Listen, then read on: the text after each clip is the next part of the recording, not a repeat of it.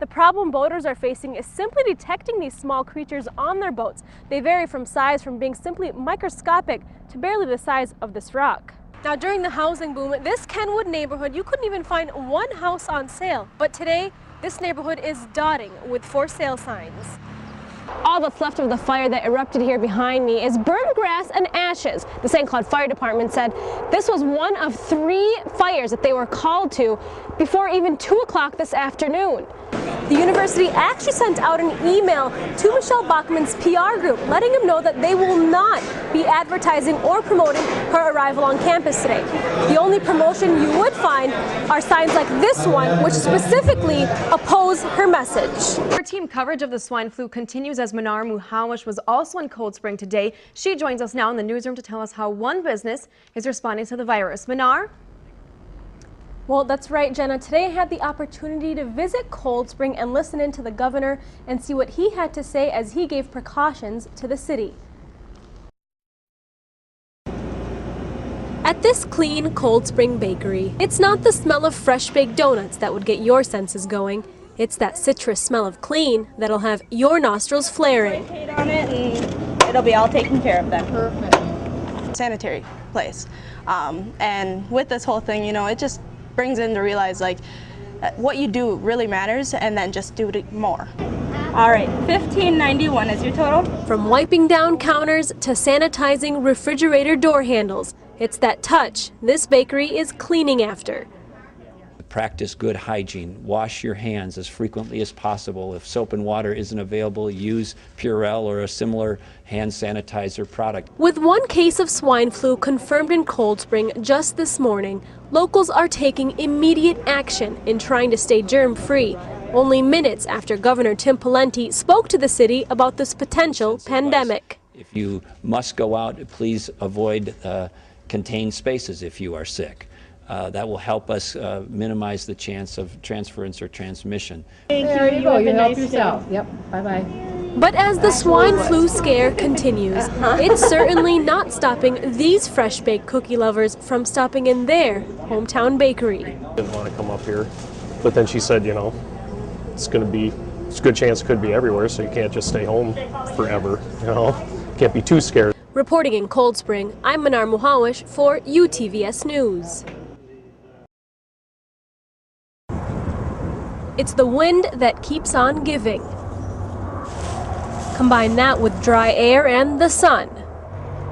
And throw in a cigarette butt, and you'll have a formula for flames that brought these firemen to put it all out.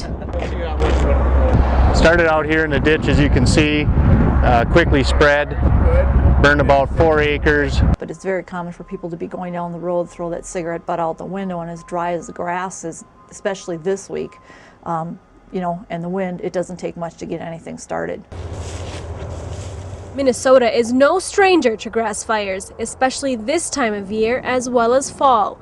While the ground is drying up from winter snowfalls, it gives more chance for a potential fire to erupt that wouldn't have otherwise. You need oxygen, you need something to burn, and you need some kind of spark or source of something. So your combustibility would be the grasses that are out. The National Weather Service has issued a red flag warning for today for potential grass fires. And over the week, fire departments all over the state, especially in the central part of the region, have been responding to these dangerous conditions. Mnar Muhawesh for UTVS News. For Minnetonka High School senior Emily Giordano, helping others has always come so natural. Yeah, that's really good. That's a good one. That is an amazing feeling. It's a great feeling helping others. I can't even explain it. And I love being with people.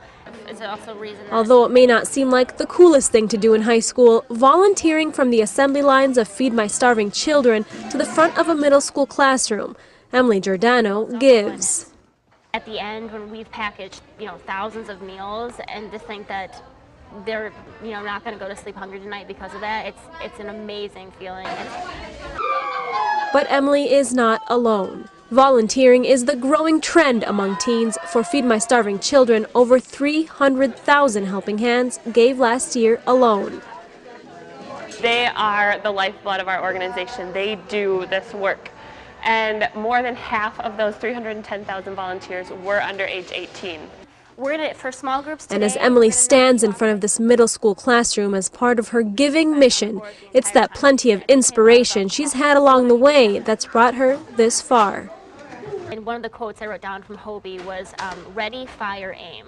And I love that because she said, you don't have to prepare, you just go for it. Some reasons here, and we're going to go through them. Hobie, or the Hugh O'Brien Youth Leadership Program of Minnesota, teaches teens what it means to give, innovate, and to be a leader through their 3-day training seminar, which ends with a commitment to volunteer. The purpose is to bring them in, help them identify their strengths and their passions, and identify how they can make an impact in their community.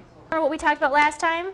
Essentially, it's the ripple effect, though, that keeps bringing these teens to give back. As Emily talks to these students, she's hoping to inspire another student to make a difference among their peers and in their community, even if it's not the coolest thing to do.